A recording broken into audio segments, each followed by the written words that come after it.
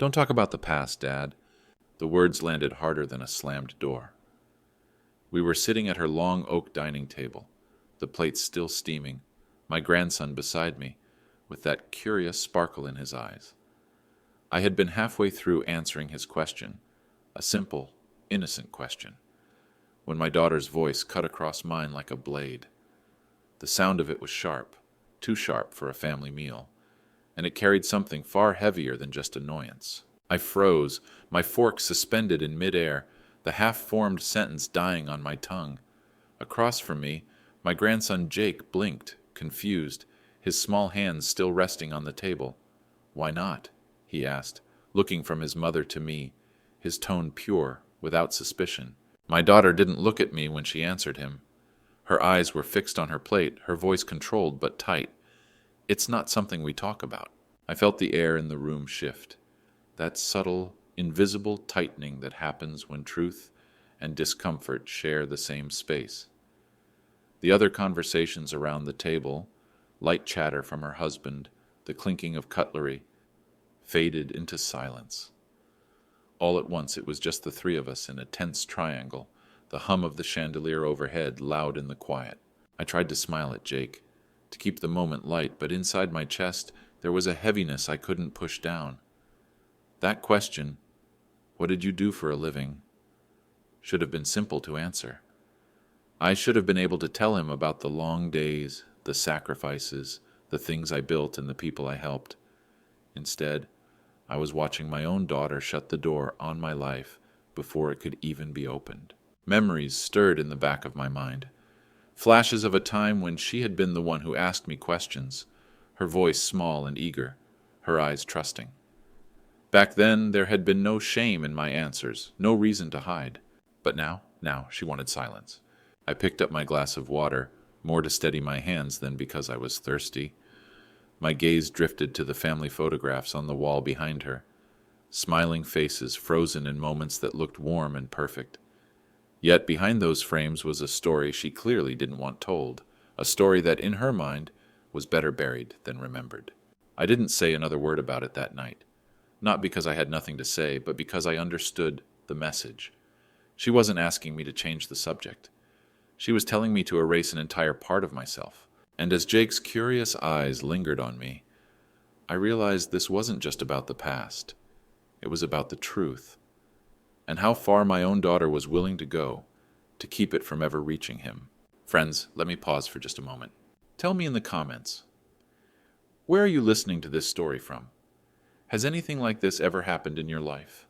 If you're enjoying this, please subscribe to the channel and share this video. It's one of the best ways you can help us grow and keep bringing you new stories. Now, let's continue. Jake waited until the plates had been cleared and the quiet hum of conversation had returned, but his eyes never left me.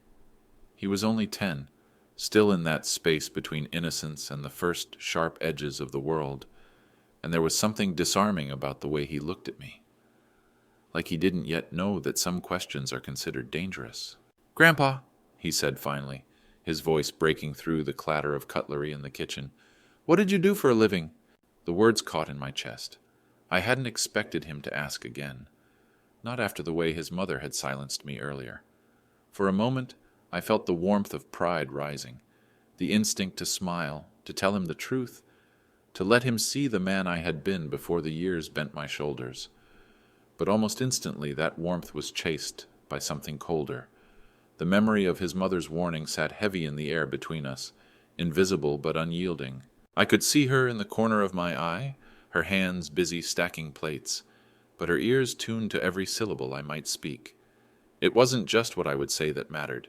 It was what she feared I might reveal. And yet Jake's face was open, expectant. He wasn't asking for gossip or scandal, he was asking to know me. My mind flickered back to a younger me, the smell of oil and metal in the workshop, the weight of my uniform on my shoulders, the hum of the machines that had been my second heartbeat for decades. I remembered the long nights, the calls that came in at odd hours, the times I'd come home with tired eyes, but a quiet satisfaction because I'd done something that mattered. I remembered the people whose lives had crossed mine, the trust they had placed in my hands. All of that swelled inside me in an instant, and I felt the sting of unshed tears. Not because I was ashamed, never that, but because I realized my own grandson had no idea who I really was. I opened my mouth, but no words came at first. My throat felt tight, as though speaking would betray some unspoken truce between my daughter and me. She hadn't just closed the door on the past, she had locked it and thrown away the key. I studied Jake's face, memorizing it, the way his brows lifted, the slight tilt of his head, the trust that was still intact. He deserved an answer, but the truth wasn't mine alone anymore. It was tangled up in family history, in old wounds, in lies told so often they began to sound like facts. So I gave him the smallest sliver of honesty I could. "I help people," I said quietly, my voice low enough that it could pass as something forgettable. But Jake didn't look away. I could see the questions multiplying behind his eyes, and in that moment, I knew that this conversation wasn't over. Not tonight, maybe not tomorrow, but one day he would ask again. And next time, I wouldn't be able to give him half an answer, because no matter how hard my daughter tried to bury it, the truth was still alive. And it was sitting right here at the table, waiting for the right moment to rise.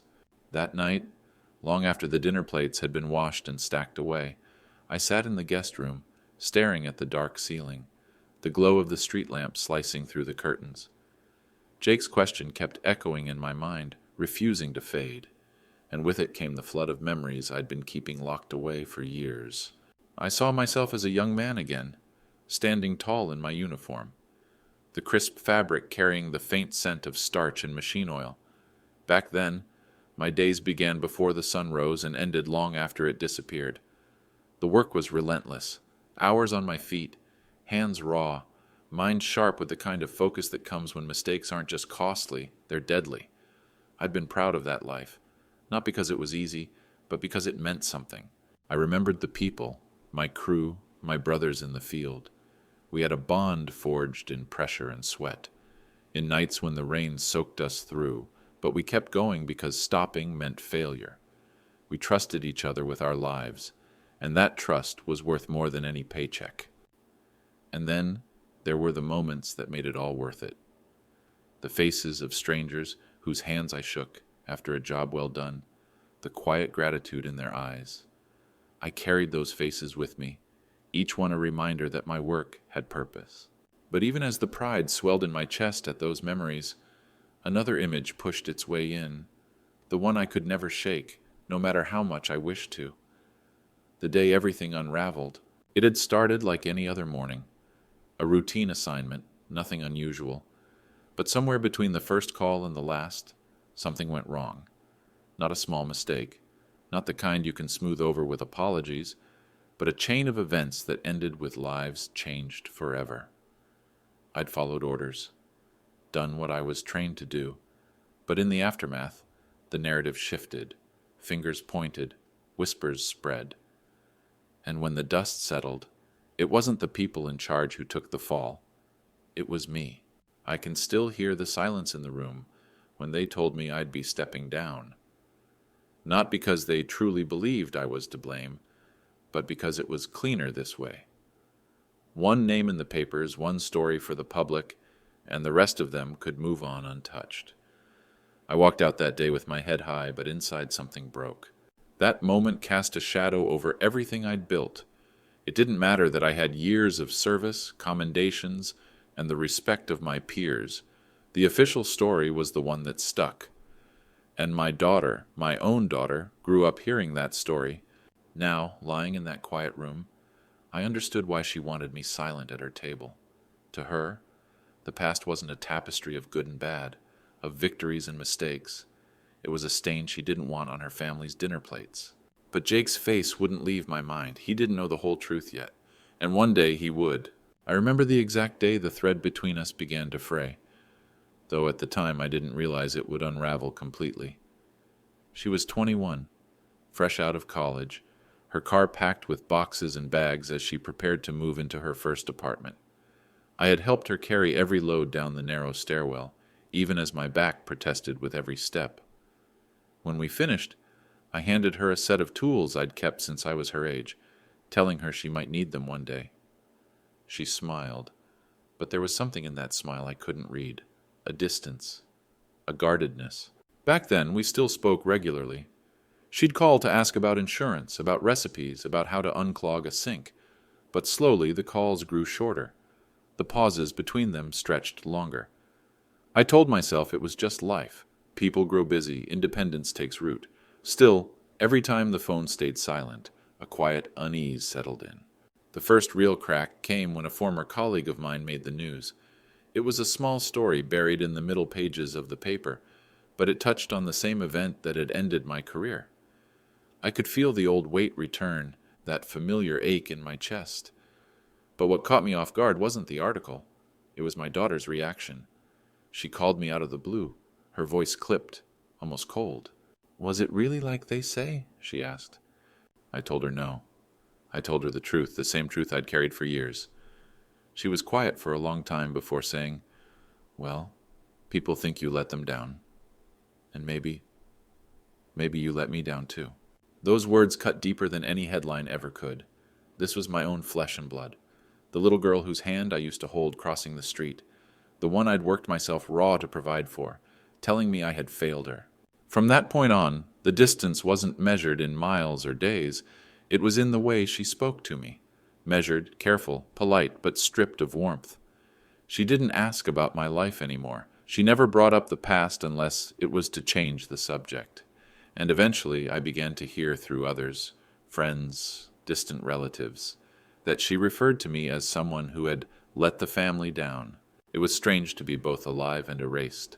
My body was still here, my memories intact, but in her story I was a shadow, not a father, not a man who had once been a constant in her life, but a cautionary tale, a figure to be mentioned only in the context of disappointment. I tried to reach out, to remind her of the birthdays I never missed, the nights I stayed awake in hospital waiting rooms when she was sick, the sacrifices she'd never seen but had benefited from all the same. But none of it mattered. She had chosen her version of me, and no amount of truth could seem to rewrite it. Now, years later, sitting at her table as a guest rather than family, I realized those ties had never been mended. They had been severed long ago, and the only bridge between us now was Jake, too young to know the stories, too curious to stop asking them. It happened the next afternoon, the kind of moment you never plan for, but that burns itself into your memory like a brand. I was in the backyard, sitting on the worn wooden bench by the fence, sipping coffee from a chipped mug I'd found in her kitchen. The late autumn air carried that faint smell of wet leaves and chimney smoke. Somewhere inside I could hear voices drifting through the open kitchen window, faint at first, just the rhythm of conversation. I wasn't listening, not until I heard my own name. Her voice was clear, warmer than it had been with me in years, and directed toward someone else. My father? Well, let's just say he wasn't there when I needed him most. The words rooted me to the bench. I felt my grip tighten on the mug. I thought maybe I'd misheard, but then she laughed softly, the kind of laugh you use to smooth over something unpleasant but still make your point. It's better not to dig into his past. He made his choices. We moved on. I sat perfectly still, afraid to move in case the sound of the bench creaking gave me away. Her tone wasn't angry. Anger I could have understood, even forgiven. No, this was something colder, more deliberate. It was the tone of someone telling a story they'd repeated enough times to believe it themselves. The neighbor, at least I guessed it was the neighbor, made some murmured sound of sympathy, the kind people use when they think they've stumbled into something private. My daughter continued, lowering her voice just slightly, but not enough to hide the words from where I sat. He left when things were hard. You can't count on people like that. And honestly, some things are better left buried. Each sentence was a twist of the knife, but what struck deepest wasn't the lie itself. It was the ease with which she told it. No hesitation, no flicker of doubt. She had built her version of the past so carefully that it came out polished, seamless. I stared at the steam curling from my mug, the bitter scent of the coffee filling my lungs. My mind fought to reconcile the woman inside, the mother, the homeowner, the respected neighbor, with the little girl I'd once lifted onto my shoulders so she could see the fireworks on the 4th of July. I thought of the nights I'd come home too late for dinner but still crept into her room to check if she was asleep. Of the winters I'd skipped buying myself a new coat so I could get her the one she wanted. All those moments, all those choices, erased and replaced with a single story. He left us when it mattered. A part of me wanted to march inside, to force the truth into the open, to make her look me in the eye and explain how she could say those things, knowing they weren't real. But I didn't move. Not because I didn't have the words, but because I knew they wouldn't matter. Not here. Not now. When the voices inside shifted to a lighter topic, I finally stood, my knees stiff from sitting so long in the cold. The coffee had gone lukewarm in my hands, but I finished it anyway, as if drinking it could steady me. I walked back inside with the weight of her words pressing against my ribs, heavier than any silence we'd shared at the table the night before. And for the first time, I wondered if she had built this version of me not just to protect herself from the truth, but to keep Jake from ever knowing who I really was. That night, I couldn't sleep.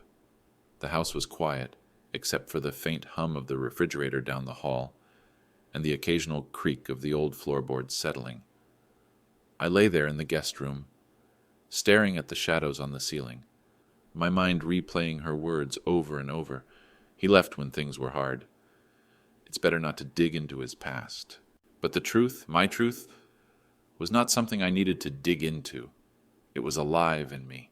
It pulsed with every memory, every sacrifice I had made, every choice I had carried without regret. And in the stillness of that night, the details came rushing back, each one as sharp and vivid as if it had happened yesterday. I remembered the winter she turned 16, the way she had stared longingly at that old used car parked outside the dealer's lot. She hadn't asked me for it. She never would. But I could see the way her eyes lingered on it every time we passed. I was already working my days at the plant, but that week I'd picked up extra shifts at the warehouse, moving crates until my shoulders burned, my hands cracked and bled in the cold. Every dollar I made went into a quiet envelope in the top drawer of my dresser. When I handed her those keys on her birthday, her face lit up with the kind of joy that wipes away every ache in your body. I didn't tell her then that it had been my vacation money for the year. I didn't care. Seeing her happy was enough. I thought about the year she was in school, how tuition notices would come in thick envelopes with due dates that never seemed far enough away.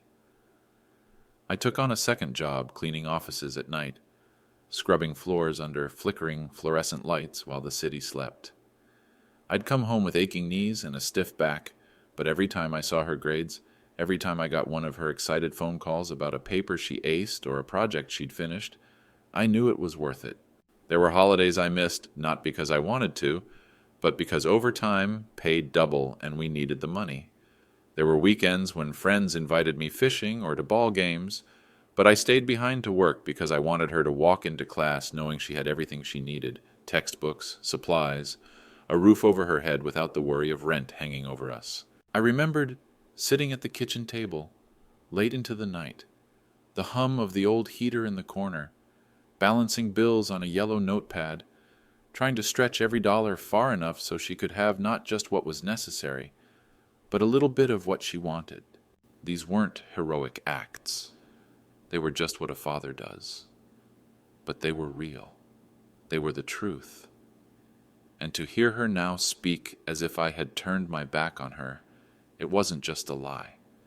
It was an erasure of a life lived in service to her future. Lying there, I could almost smell the oil and dust from the warehouse, feel the weight of the mop in my hands, see the envelopes with tuition checks sliding into mailboxes just before deadlines. Every sacrifice, every long night, every choice, those were the details that told the real story. And as I stared into the dark, one thought anchored itself deep in my mind. If she had forgotten these things, maybe it was time for someone else, someone young, someone still willing to listen, to remember them for her. For years I told myself that the truth didn't need defending.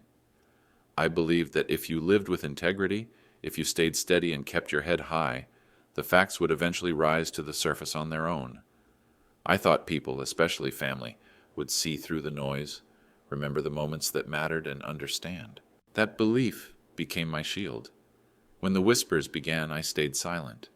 When someone repeated the story wrong, I swallowed my pride and let it go. When my daughter started speaking of me in the past tense, as though I had vanished from her life, I convinced myself it was just a phase, that she was young, angry, hurt, and would come back around. I told myself that love doesn't need constant proof, that what I had done for her, all the sacrifices, the sleepless nights, the missed opportunities, were enough on their own to stand against whatever version of me the world wanted to paint. I didn't realize that silence over time doesn't protect the truth, it buries it. Each year that passed without my side being told, her version of events settled deeper into the soil of memory. At first, it was just a seed. Dad wasn't there when I needed him. Then it took root. He walked away when times got tough. And before I knew it, it had grown into a tree so tall and wide that it blocked out the sun. Her friends believed it. Her neighbors believed it. And eventually, even Jake would grow up in its shadow. Looking back, I can see that my silence wasn't noble. It was surrender. I thought I was taking the high road, but all I'd done was give her story uncontested ground. I hadn't realized how dangerous the absence of my voice could be. And yet, I didn't speak. Not at her wedding, where I sat at a table near the back, smiling through the toasts that thanked her real support system. Not when she moved into this house, and I stood in the doorway carrying a box she didn't ask for, hearing her laugh with friends who knew me only as a name she rarely used. Not even when she introduced me to Jake for the first time and called me, "Your grandpa who lives far away," without a single mention of the life I'd lived before. I kept waiting for the day when the truth would be too heavy to ignore, when she would look me in the eye and say, "Tell me what really happened." But that day never came, and now, after all these years, I can see the damage my silence has done. It's not just my reputation that's been rewritten, it's my place in my own family. I've been turned into a cautionary tale, a shadow figure from before, someone to be spoken about only when the lesson is about mistakes. The truth may still be alive inside me, but it's been buried so long under her story that I don't know if anyone would recognize it anymore. But Jake's questions, they stirred something in me I thought was gone. And for the first time in years, I began to wonder if maybe it wasn't too late to dig that truth out from under the weight of all this silence. It happened on the third night of my stay. Sleep wouldn't come, so I got up, moving quietly through the guest room to avoid waking anyone. The closet in the corner had been used for storage, an afterthought, really, filled with boxes I hadn't seen in years. Most of my belongings had been scattered over time, lost to moves and downsizing, but I recognized the old brown box on the top shelf instantly. It was one I had packed myself decades ago, in the days after everything fell apart. The cardboard was soft at the edges, the tape yellowed and brittle. My fingers hesitated for a moment before pulling it down, dust motes rising in the sliver of lamplight. I set it on the bed and opened the flaps, the smell of old paper and time washing over me like a forgotten scent from childhood. Inside, everything was exactly as I had left it. A stack of manila envelopes, a few photographs wrapped in tissue, and at the very bottom, a large worn envelope addressed in my own handwriting. I slid it out and saw the faded postmark from a year I hadn't thought about in a long time. The envelope was stuffed full, pages curling at the edges, ink that had bled slightly with age. I started pulling them out one by one. The first was a newspaper clipping.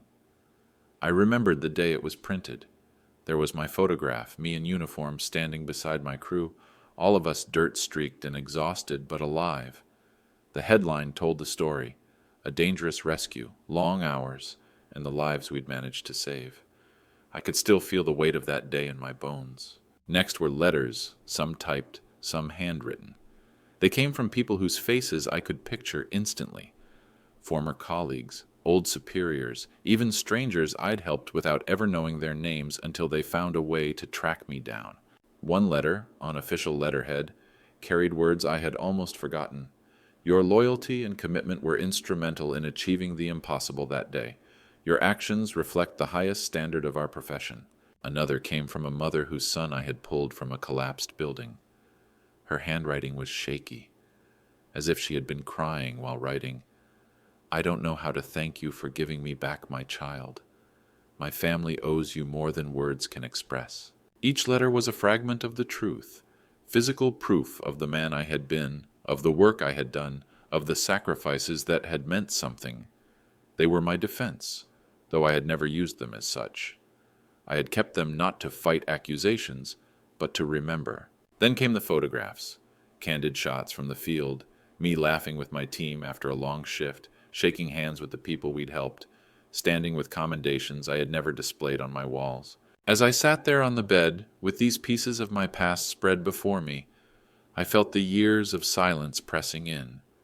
My daughter had told her story so many times it had become the accepted truth. But here, in my hands, was the evidence she had chosen to forget, or maybe never cared to know. These weren't just mementos, they were my life. They were the proof that I hadn't been absent, that I hadn't turned my back when things were hard. If anything, I had run toward the fire every time. I realized then that maybe I had been wrong to stay silent. Maybe the truth didn't just survive on its own. It needed to be spoken, shown, passed on before it was too late. And maybe, just maybe, Jake was the one who needed to see it first. Beneath the last stack of brittle letters, my fingers brushed something solid and cold. I pushed aside the thin layer of crumpled tissue paper and pulled it free. Even before the light caught it, I knew what it was. The metal. For a long moment, I just held it in my palm, feeling its weight. It was heavier than I remembered, not just the physical weight of the metal, but the years, the memories, the cost etched into its surface. The ribbon, though slightly frayed at the edges, still kept its deep colors. The gold shone dully under the lamplight, as though it had been waiting patiently for someone to remember it existed. My thumb traced the emblem, feeling every raised edge, every contour. This wasn't some token handed out for showing up. It had been earned in the kind of circumstances most people spend their lives praying they'll never see. Blood, dust, fire, and the smell of twisted steel. Hours that felt like days, lives pulled from the brink. I turned it over, and there it was, an engraving I hadn't seen in decades. A date. I didn't need to think. The recognition slammed into me instantly, sharp and cold. It was the day my daughter tells people I walked away. The day she decided I had abandoned her. The day she says I proved I couldn't be counted on. But the truth was as far from her story as you could imagine. That day I wasn't walking away from anyone. I was running toward danger. I was waist deep in the wreckage of a collapsed building, working alongside my crew, shoveling through debris with my bare hands when the tools weren't fast enough. I remember the cries for help under the rubble. I remember the dust clinging to my skin until I couldn't tell where I ended and the ruins began. I remember the taste of smoke in my throat, the sting in my eyes from exhaustion and grit. When we pulled the last survivor out, the relief was so heavy it nearly dropped me to my knees. And yet, by the time the dust settled, by the time the commendations were handed out, and this medal was pressed into my palm in front of flashing cameras, I had already lost something I didn't know was slipping away. While I was there saving strangers, my daughter was somewhere else, watching the clock, feeling my absence. She never asked where I had been that day. She never wanted to hear the details. She just saw the empty seat where I should have been and made her decision. From that moment on, the truth didn't matter to her. She had her version, and she carried it forward without hesitation. I stared at the medal for a long time, letting the memories pull at me. I thought of the men and women who had been beside me that day, some who never made it home.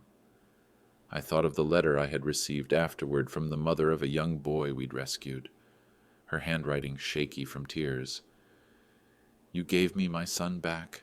I will never forget you. That was what this medal meant to me.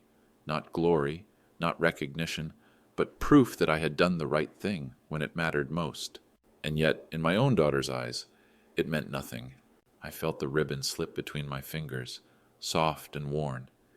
It could have stayed in this box forever, hidden under old paper and forgotten by everyone but me. That's what I had done for years. Let the truth gather dust because I told myself it didn't need defending. But now I saw how wrong that was. Oh, how wrong. This medal wasn't just a reminder. It was the key, the one piece of evidence that tied the day she claimed I had abandoned her to the day I had been honored for doing the opposite. It was the proof she could never explain away. I closed my hand around it, feeling its weight press into my palm. I imagined Jake holding it one day, reading the engraving, asking questions his mother couldn't dodge.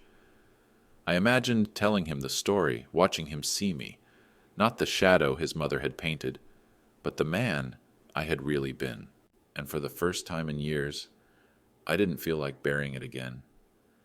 I slipped it into my pocket, the metal cool against my leg, and I knew it wasn't going back in that box. Tomorrow, I told myself, tomorrow it would see the light again, and tomorrow it would start speaking for me. The metal wasn't the only thing I took from the box that night. Beneath it, tucked flat between two pieces of cardboard to keep it from bending, was a photograph I hadn't seen in decades. It was large, glossy, and even through the faint yellowing at the edges, the image was sharp. There I was, standing in the middle of twisted steel and concrete dust, my uniform streaked with soot, my helmet pushed back on my head. Behind me, a group of survivors, 3 adults and a boy no older than 10, were being led to safety by members of my crew. The expressions on their faces told the whole story: shock, relief, exhaustion, and the fragile joy of having survived. But it was the date printed in neat black letters at the bottom that stopped me cold. The same date engraved on the back of the medal. The same date my daughter claimed I had walked away and abandoned her. I sat there on the bed, the photograph trembling slightly in my hands, my mind ricocheting between the image and the lie that had lived for so long in her voice. Here it was, undeniable, unarguable proof. Not my words, not my memory, but a frozen moment in time, captured by a stranger's camera, telling the truth no matter how much she tried to bury it. I remembered the exact instant that picture was taken. It was moments after we'd found the boy buried under a collapsed wall. He'd been pinned for hours, his small voice barely audible under the wreckage. I was the one who'd crawled into the gap, cutting my arms on jagged metal as I reached for him. When I carried him out, his mother's scream was the kind that could shake the soul from your body. Pure, disbelieving relief.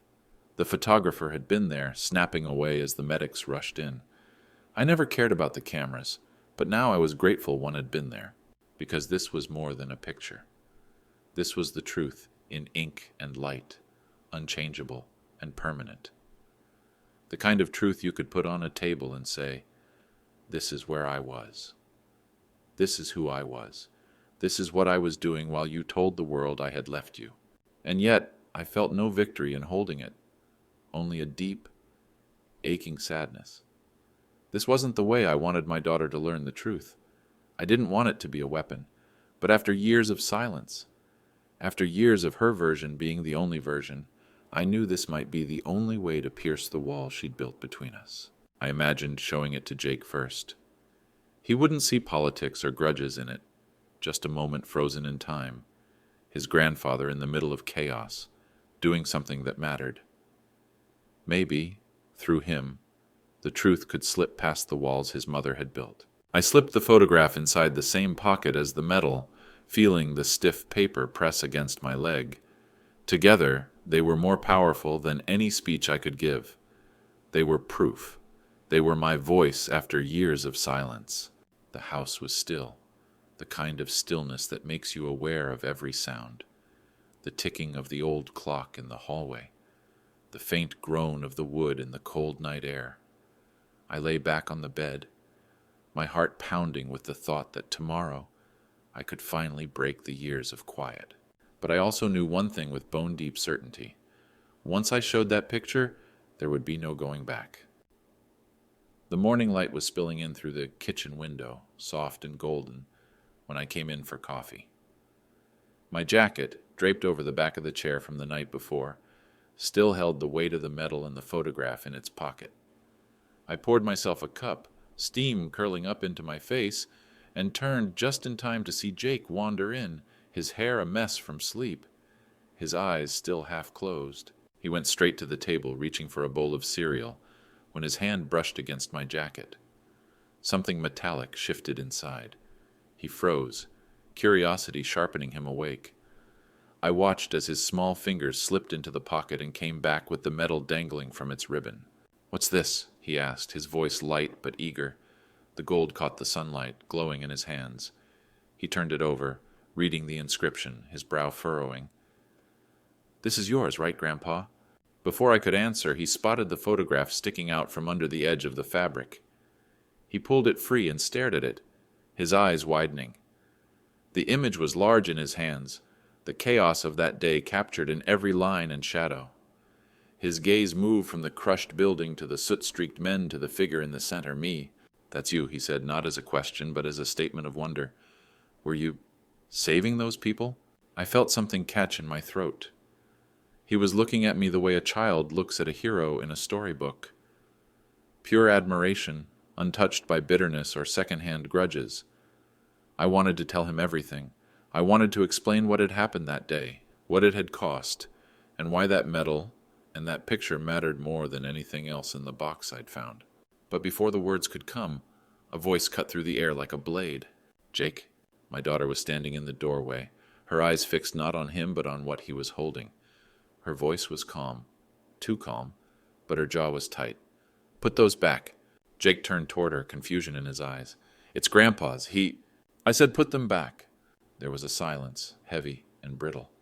Jake's gaze darted between us, sensing something he didn't understand, but not backing down entirely. He held on to the medal for just a moment longer, as if reluctant to let it go, before setting it on the table. The photograph followed, its edges brushing the wood with a faint sound that seemed far louder in the tension of the room. "Why can't Grandpa tell me about this?" he asked softly. Her shoulders stiffened, but she didn't look at him.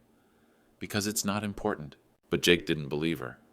I could see it in the way his eyes lingered on the medal, on the photo, on me.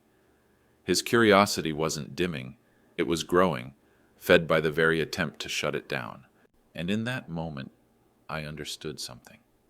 The more she tried to silence the truth, the more Jake would want to hear it. I didn't speak then, not with her watching, but I gave Jake a look that told him everything he needed to know. This wasn't over. Not for him, not for me. Dinner that night started like any other. Plates clinking, the quiet hum of conversation, the smell of roast chicken filling the air. Jake sat across from me, fidgeting with his fork, his eyes flicking toward the sideboard where the medal now rested. My daughter had put it there earlier, out of immediate reach but still visible, as though hiding it completely would make things worse. I could see him working something over in his mind. He barely touched his food. Then, in the middle of a lull, when all you could hear was the faint ticking of the clock in the hallway, he spoke. "Mom," he said, his voice steady but carrying that clear, sharp tone kids get when they've made up their minds about something. She looked up, still chewing. "What is it?" He reached across the table, his small fingers curling around the medal. The ribbon trailed over his hand as he lifted it, the gold catching the light from the chandelier. He held it up like evidence. "Why do you tell people Grandpa left us?" he asked. "If this says he was saving people that day." The words fell into the room like a dropped stone, sending ripples through the air. No one moved. My fork was halfway to my mouth, my breath caught in my chest. My daughter froze, her eyes locked on him, her lips parting just slightly, but no sound coming out. The silence was thick, heavy, almost physical.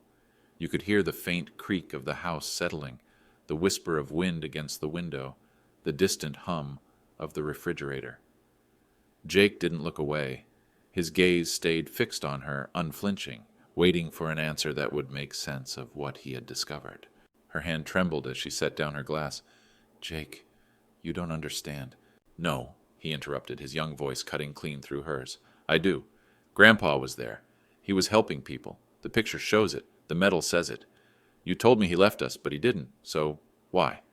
The table felt smaller suddenly, the air tighter. My daughter's cheeks flushed, but it wasn't from anger. It was something else. A crack in the armor she had worn for years. Her eyes flicked toward me, and for the first time in a long time, there was uncertainty there. I didn't speak. I didn't need to. The question had been asked, and it wasn't mine to repeat. It was his. She drew in a breath, her fingers tightening around her napkin, but the answer didn't come. Not then, not in words. All that came was a long, tense silence, her eyes locked on her son's, her jaw working as if the truth were caught somewhere deep, and she wasn't ready to let it out. And in that silence, Jake glanced at me just for a second. It was enough. I saw it in his face. He didn't believe her version anymore. Her silence was stretching, growing heavier with each passing second. Jake still held the metal, his small hand clutching it like a lifeline to the truth, his eyes locked on hers. I could see the tension in her jaw, the way her shoulders had gone rigid. She wanted to end the conversation, to shut it down the way she had so many times before, but the words wouldn't come. And in that moment I knew it was time. I pushed my chair back slowly, the scrape of its legs against the floor loud in the stillness. Without saying a word, I walked to the corner of the room where my overnight bag rested. The zipper made a low, deliberate sound as I pulled it open and reached inside. My fingers closed around the stack I had taken from the box last night. The letters, the clippings, the photographs, all neatly bound together with a worn elastic band. When I came back to the table, all eyes were on me. Jake leaned forward, curious. My daughter's eyes narrowed slightly, but I caught the flicker of unease behind them. I sat down, set the stack in the center of the table, and carefully removed the band. One by one I laid the items out across the wood. The first was the newspaper clipping, its headline bold and unyielding, the photograph showing me and my crew standing in the ruins, smoke still curling into the sky. Then the letters, one from a commanding officer, another from a mother thanking me for giving her back her son. Each one slid forward like a card in a high-stakes game, undeniable in its authenticity. The photographs followed, images of me on the job, of my team, of the people we had saved, faces covered in soot but alive, hands clasped in gratitude. Finally, I set down the medal, placing it squarely in the middle of the array, its engraved date catching the light like a signature on the truth. I didn't speak right away. I wanted them to look, really look. The table was no longer just a place for dinner. It was a courtroom, and the evidence was all here. Jake's eyes moved from one item to the next, his lips parting slightly as the pieces connected in his young mind. My daughter kept her gaze on the table, but she wasn't scanning the items. She was staring at one spot, unblinking, as if hoping the moment would pass without her having to engage. Finally, I said quietly, "I'm not here to argue. I'm not here to make speeches. This is where I was. This is what I was doing. You don't have to take my word for it. These people, these moments, they tell the story better than I ever could." My voice didn't rise, didn't push. I wanted the calm to make the weight heavier. Jake reached out and touched one of the letters, tracing the shaky handwriting of the woman whose boy I had carried from the rubble. "This is real," he whispered almost to himself. "It's all real," I said. The air felt charged, as if something fragile and long buried was being unearthed right there between the plates and the half-finished dinner. My daughter's hand twitched, just slightly, as if she might reach for one of the papers, but then it stilled. She was quiet, her lips pressed together, the faintest tremor in her breathing giving her away. For years my truth had been locked away in a dusty box. Now it was on the table for everyone to see. Whether she would face it or not was no longer in my control. For a long time, no one moved. The table was covered with pieces of my life, pieces that spoke louder than any argument I could make. The metal's ribbon pooled like a stream of color across the dark wood. The photographs gleamed softly under the light, and the letters, creased, stained, and fragile, seemed to breathe in the still air. Jake's eyes kept darting from one item to another, his young face alive with the kind of wonder and confusion that comes when the ground beneath you suddenly shifts. His fork lay forgotten on his plate. Every so often his hand would drift toward something, a photo, a letter, almost like he needed to touch it to believe it was real. Across from him, my daughter was unnervingly still. Her eyes flicked to the clipping, then to the metal, then away again, as if she couldn't bear to look at them for long. She pressed her lips into a thin line, and though her posture was rigid, I could see it, the faint tremor in her hands, the way her shoulders had drawn in. It was Jake who finally broke the silence. "Mom," he said quietly, "why didn't you tell me?" The question landed with the sharpness of glass breaking. She blinked, her eyes closing for just a second too long before opening again. It's complicated, she murmured, but the words were thin, brittle. No, Jake said more firmly this time. It's not. He was helping people. He was saving lives. You said he left us. His voice didn't carry anger yet, only disbelief, but that made it cut deeper. Her jaw tightened. She stood abruptly, the legs of her chair scraping harshly against the floor. She looked at me, then at the spread on the table, and for a second her expression shifted. Something unguarded and raw flickered across her face. Regret, maybe, or shame, or both. I need a minute, she said, her voice low. And without looking at either of us again, she walked out of the dining room. Her steps were quick, her shadow stretching across the wall, before vanishing into the hallway. The sound of her retreating footsteps echoed in the quiet, each one landing like the ticking of a clock, winding down. Somewhere deep inside, I felt the smallest crack in the ice that had been between us for years. Not a collapse, not yet, but the beginning of something breaking. Jake sat there, staring at the space where she'd been, then turned back to me. She knows, he said, almost like he was trying to convince himself. She's starting to, I replied, my voice gentle. We didn't speak for a while after that. The house felt different, charged, unsettled. I knew that in the other room, she was standing with her back to the wall, fighting with herself, replaying the past against the evidence she'd just seen. And for the first time, she would have to face the possibility that the story she'd told for so long wasn't the truth at all. The ice wasn't gone yet, but I could hear it. It was starting to crack. The morning came gray and quiet. The kind of light that makes everything feel softer but also heavier, as if the day itself is hesitant to begin. I was at the kitchen table with a cup of coffee, the medal lying beside me, the photograph tucked neatly under it. The house was still except for the faint creak of floorboards upstairs. When I heard her footsteps, I didn't look up right away. They were slower than last night, hesitant. She appeared in the doorway, her hair pulled back, her face pale and drawn. For a long moment she just stood there, hands clasped in front of her, looking not at me, but at the medal.